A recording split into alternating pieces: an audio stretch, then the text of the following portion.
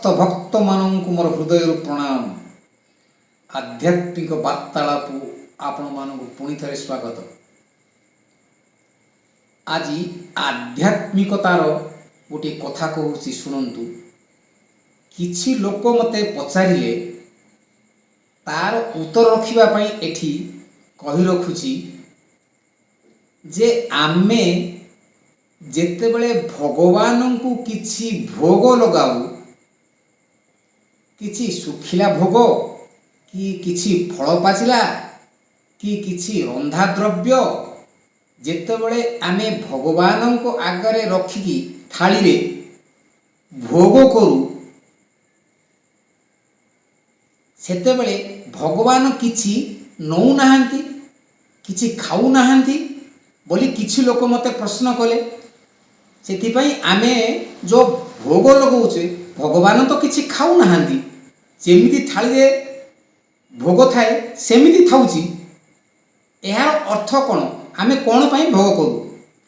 एहा एक उदाहरण माध्यम रे आपण मानकु बुझाउची, सुनिवा आसंतु। आमे जेतेबेले किछि बही धरी पाठ पढ़ू, से आध्यात्मिक पाठ हो, से अन्य जेकोसी पाठ हो बा श्लोक हो बा शास्त्र हो, बहीटा आगे रखी आमे पाठ पढ़ू। जेतेबेले पाठटा पढ़ी मुखस्थ कर दऊ आमे, सेतेबेले सेही ज्ञानटा आम मन को संरक्षित हो जाए।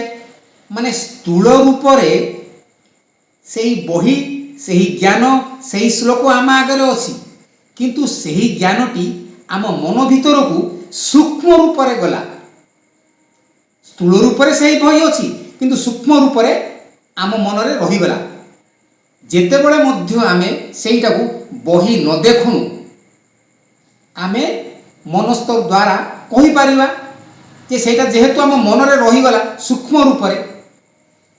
सेही परी जेतेबेले आमे भगवान को आगरे किछि भोग लगाऊ, जे कोनोसी प्रकार भोग लगाऊ, स्थूल रूप रे सेही भोग थाए, किंतु भगवान सेटा को सूक्ष्म रूप रे ग्रहण कर दियंती।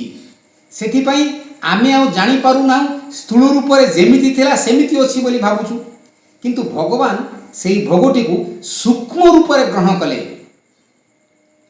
आमे जेमिति ज्ञानटा को बहिरु सूक्ष्म रूप रे ज्ञान करि नेले, स्थूल रूप रे सेमिति रहितिला, किंतु आम मन को आसी गला, आमे तो ग्रहण कले ना ज्ञानटा। ठीक सही परी जो भोग आमे भगवान को आगे लगाऊ, सेही भोगटी भगवान सूक्ष्म रूप रे ग्रहण करती। सेथिपाई आमे जानि पारुनो स्थूल रूप रे सेमिति भोग थिला।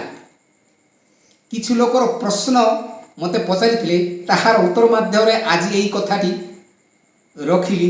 आपण मानकु केमिति लागिला मते कमेंट माध्यम रे जणाइबे। जदि भलो लागिला ताले लाइक, शेयर एवं कमेंट करियो बोली मोर अनुरोध। एतिकिरे रहिली, नमस्कार।